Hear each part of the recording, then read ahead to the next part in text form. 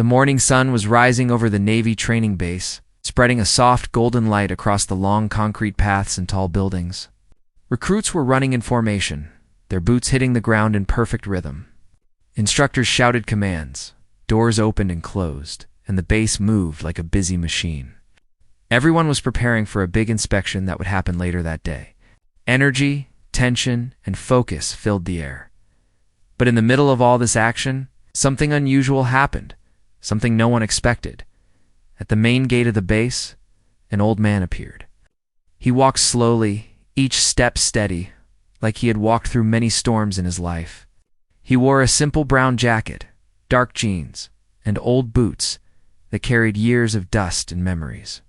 His white hair was neatly combed, and his eyes were calm but sharp, as if they had seen battles no one here could imagine. The guards at the gate looked surprised. Civilians were not allowed without special permission, especially on a day like this. One guard stepped forward and said politely, "Sir, may I help you?" The old man did not raise his voice. He simply held up a small badge in his hand. The badge was old, scratched, and worn, but the symbol on it was rare. The guard stared at it for a moment, confused. He had never seen this type of badge before.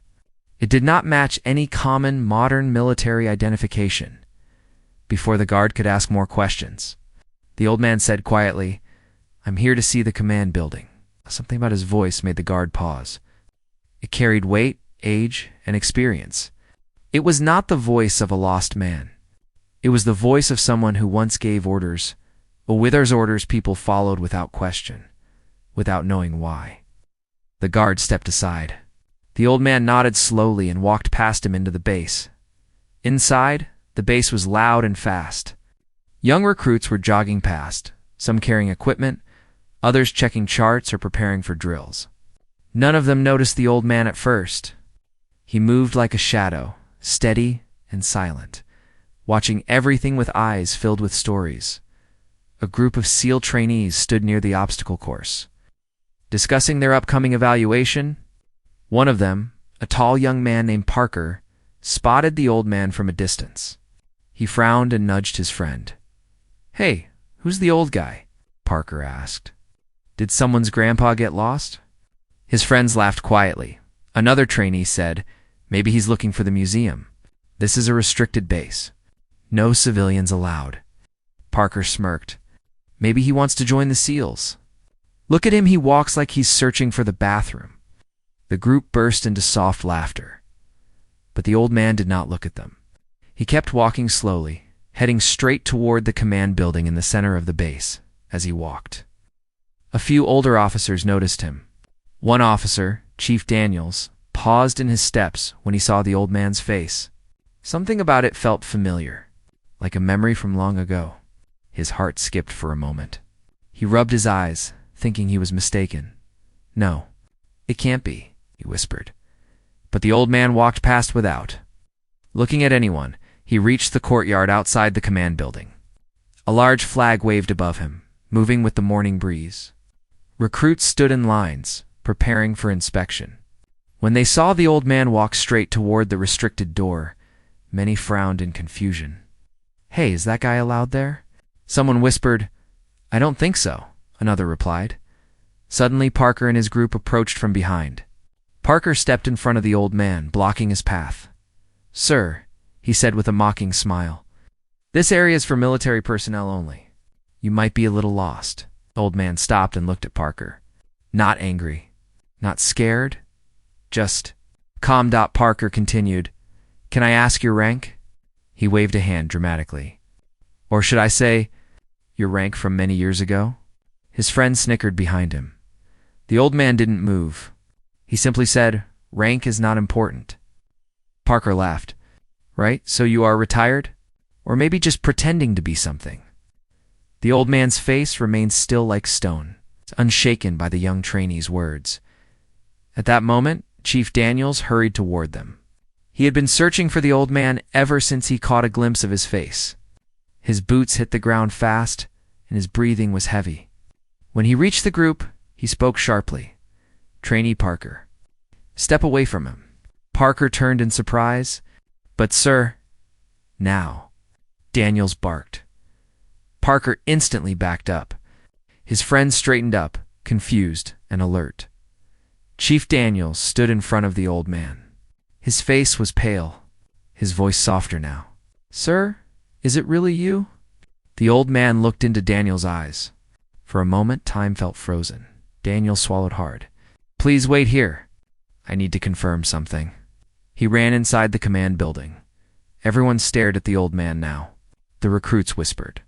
Some looked nervous, others curious. Parker's smirk faded. A strange feeling crawled into his chest. Who was this man? Why did Chief Daniels speak to him like that? Why did he look afraid? Minutes passed in silence. The old man waited patiently, hands behind his back, posture straight like a soldier standing at ease. Inside the building, alarms suddenly rang. Officers rushed to gather around computer screens, checking old records, medals, and classified lists. The room grew louder and more chaotic by the second. Outside, recruits watched the command building doors with anticipation. Then, everything changed. The loudspeakers crackled.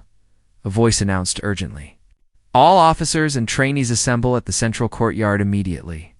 Recruits rushed into formation. Parker felt his heart beating fast. Something big was happening. The old man stood quietly as the entire base gathered around him. The air grew heavy with suspense. Everyone could feel it. Something historic was unfolding. And the old man at the center of the courtyard remained silent, waiting for the truth to come out. The central courtyard of the Navy base buzzed with nervous energy. Recruits stood in straight lines. Officers took their positions, and the air felt heavy, almost electric. No one fully understood what was happening, but they all sensed something important was unfolding. And at the heart of all the confusion stood the old man wearing a dark red jacket.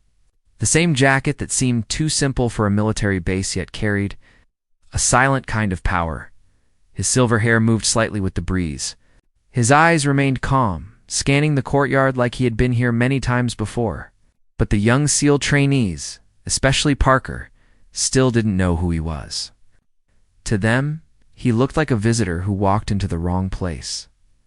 The command building doors suddenly opened, and several officers rushed out. Their faces were tense.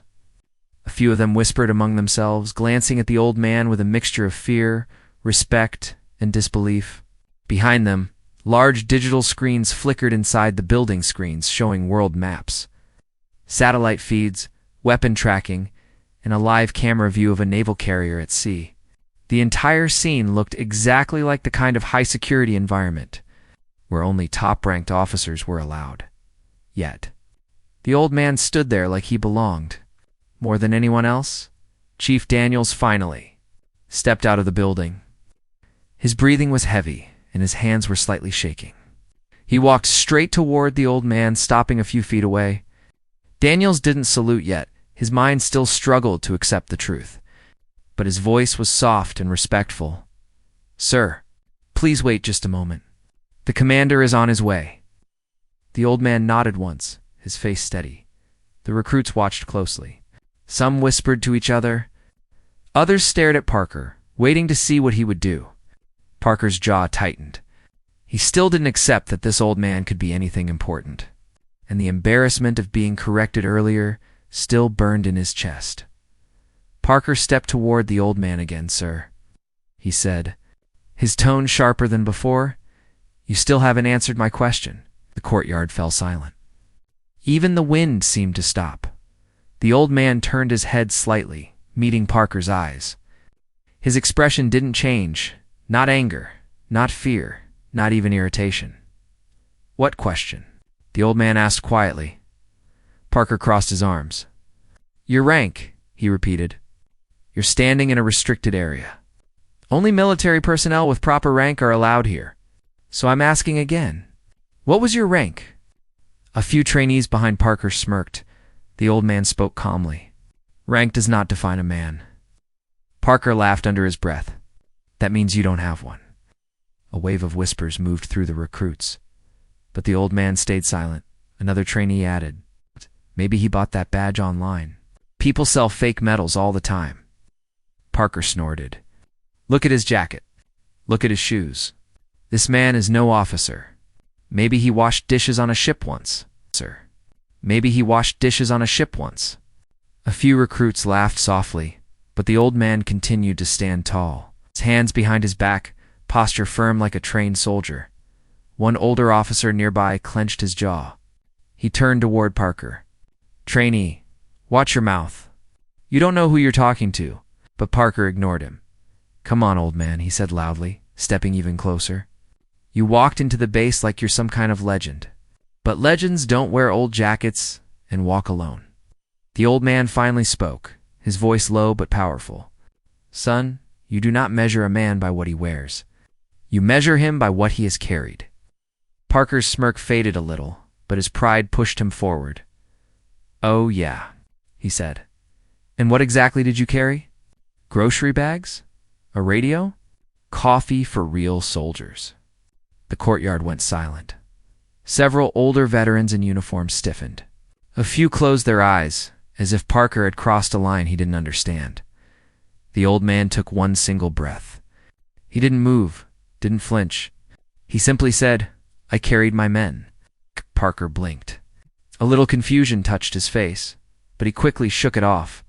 At that moment, the command building doors opened again. This time, the base commander himself stepped out, an older man with medals across his chest, wearing a deep navy blue uniform with gold trim. Behind him, 2 guards followed with crisp, salute-ready posture. The commander walked toward the courtyard with fast, purposeful steps. Everyone straightened up instantly. Parker stepped back. Shocked, the commander moved past the recruits without looking at anyone else. His eyes were fixed on the old man in the red jacket. When he reached him, he did something no one expected. He stopped. He stood tall.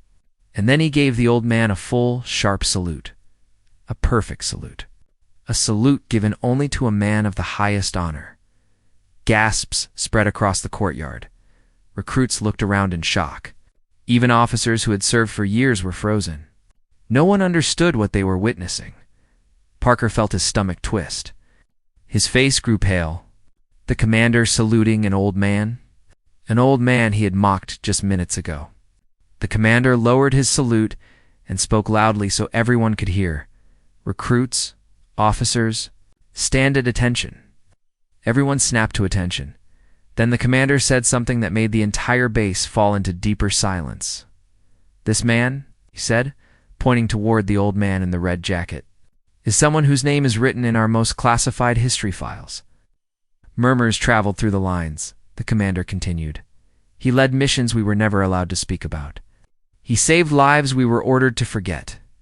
And he carries scars we will never understand. Parker felt his knees weaken. The commander finished. His rank is above anything you could imagine. Every recruit, every officer, every veteran stared at the old man with a new kind of fear and respect. The commander stepped forward and spoke. Quietly to the old man, sir. The base is ready. The old man nodded once. The commander turned back to the courtyard and shouted, Base, prepare for silent salute. Dozens of boots hit the ground. Dozens of hands rose to foreheads. A wave of silent respect filled the air. The old man closed his eyes. Parker lowered his head in shame. But just then, before anyone could take a breath, an alarm suddenly sounded from the command building. A red light flashed. A warning siren echoed across the base. A new emergency had begun, and everything was about to change. Again, the alarm echoed through the entire base like a sudden crack of thunder. Red lights flashed across the courtyard, reflecting off helmets, uniforms, and the polished windows of the command building. Recruits who had been standing in silence now shifted in confusion, unsure if this was part of the ceremony or a real emergency. The commander raised his hand immediately. Hold your positions. Do not break formation. But even he looked unsure. This alarm wasn't routine. This was the alarm used only when something serious and unexpected happened. Inside the command building, officers ran across the room, checking screens filled with maps, signals, radar scans, and red markers blinking across the system. The large digital displays showed a sudden spike in classified activity. One screen showed the ocean's surface with bright signals. Another showed encrypted messages arriving in rapid bursts. Outside in the courtyard, the old man in the red jacket stood completely still. He didn't flinch, didn't panic, didn't look confused. His calmness stood out sharply against the rising fear around him. Parker watched him closely. Why wasn't he reacting? Why did he look like he had heard this alarm before? The commander stepped closer to the old man and spoke quietly. Sir, this might involve the files connected to your missions. The old man didn't reply. He only nodded very slightly, like he had expected something like this sooner or later. Chief Daniels, still standing near Parker, whispered with shaky breath, "This is not a drill. Something from the restricted archives just activated." Parker frowned. What does that even mean? Daniels didn't look at him. It means something from his past is waking up again. The recruits exchanged confused looks. No one understood the full weight of those words. The commander turned to the officers near him. Bring him inside the command room now. Two officers immediately gestured for the old man to follow. He walked calmly with them toward the command building. His steps were slow but certain, as if he already knew where he was going. The moment he entered the building, whispers spread across the courtyard like wildfire. Why are they taking him inside? Is he part of something important? What does the commander mean about his past? Even Parker couldn't hide his curiosity anymore. His earlier arrogance had faded, replaced by a growing sense of confusion and fear. Inside the command building, the atmosphere was intense. Officers crowded around the main screen, which now displayed a red flashing message. Classified protocol reawakened level 0. It was the highest security alarm the Navy had. It's used only when something connected to deep operations resurfaced. The old man stepped closer to the screen. His eyes narrowed, not in fear, but in recognition. The commander approached him slowly. Sir, this code hasn't been triggered since the mission you led. The old man stayed silent for a moment. Then he said, It means someone found the files, or someone is trying to use them. The officers behind him exchanged alarmed glances. The commander asked, But who would even know those files exist? The old man replied simply, Only people from that time, or people who should never have known. His voice carried a weight that made even the highest-ranking officers step back. Across the base, the recruits waited in silence. They watched the command building windows where shadows moved quickly. They could see silhouettes scanning screens, giving orders, rushing across the room. Parker wiped sweat from his hands. He had mocked the old man only minutes ago. Now, seeing the entire base thrown into chaos because of something connected to him, Parker felt smaller than ever. Chief Daniels said quietly, You made a mistake, Parker. Parker didn't argue. I know. Inside, the commander stood next to the old man. Sir, we need information. Whatever you know about these files, it might save lives now. The old man's gaze stayed fixed on the glowing screens. It started years ago, he said slowly. A mission that was erased from every record. A team that never returned. A decision that changed everything. We locked the files so no one could misuse them. He paused, but someone has forced them open. One of the younger officers stepped forward. Sir, do you think it's hostile activity? The old man turned slightly toward the officer. It doesn't matter who did it. What matters is what they're trying to find. The officer swallowed hard. And what is that? The old man answered with haunting calm, a truth the world was never meant to see. The command room fell silent. For a moment, the only sound was the alarm and the beeping of screens. Then the commander spoke. We need you back, sir. Whatever you know, we need it now. The old man looked at him. I am not the man I was before. Maybe not, the commander replied, but you are still the only one who understands this. The old man looked down at his hands. They were old, lined with years and battles, but there was still a strength in them, a strength built from carrying the weight of lost brothers. Forgotten missions and secrets buried deep in the ocean of classified history. Outside the building, recruits watched anxiously. Some tried to stand on their toes to get a better view. Others held their breath, Parker clenched his fists. His mind raced. What rank had he mocked? What kind of man had he laughed at? What secret had this old man carried with him all these years? Inside, the commander turned to the officers. Lock down the base. No one enters or leaves. Yes, sir. The old man finally spoke again. If the files have been touched, then someone is coming. Files have been touched, then someone is coming. Coming here? Young officer asked, fear in his voice. The old man nodded once. They always finish what they started. The command room fell into a deep, tense silence. Then the old man turned toward the commander. We need to prepare your men. The commander straightened. Yes, sir. He paused. But what are we preparing for? The old man slowly looked at the main screen again. His eyes hardened. For something we hoped would never return. And at that exact moment, the base lights flickered. The screens glitched. A strange coded message appeared. The commander stepped closer, confused. What does it mean? The old man's face turned cold. It means they've already found us. The sun was sinking behind the base, turning the sky a soft orange as Ethan Cross walked slowly across the open field. The wind was quiet, almost respectful, as if it knew something important was coming. Everyone who had met the old man that day felt a strange pull in the air, like the base itself waited for something to happen. Ethan stopped near the flagpole, same one he had saluted that morning. His eyes looked tired, but steady. He had carried the weight of a lifetime of service, secrets, and battles that were never spoken about publicly.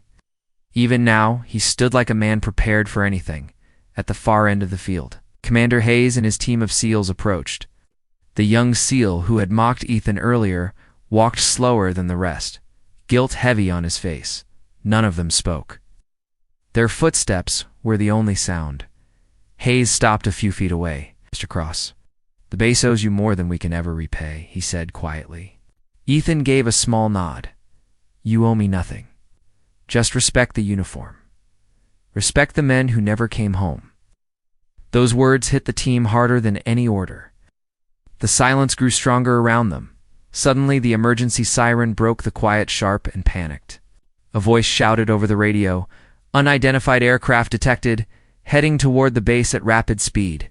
Hayes reacted instantly. Positions?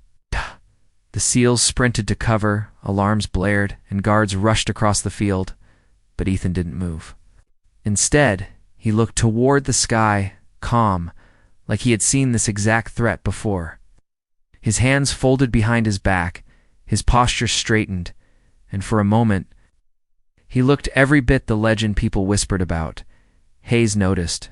Mr. Crosstake, cover, this is serious. Ethan spoke softly, almost to himself. It's him, Hayes frowned. Who? The ghost pilot I never caught. The commander froze. You mean the rogue ace from 20 years ago? The one who... Yes, Ethan said. The aircraft roared closer, appearing through the clouds a dark, silent jet, moving like a shadow.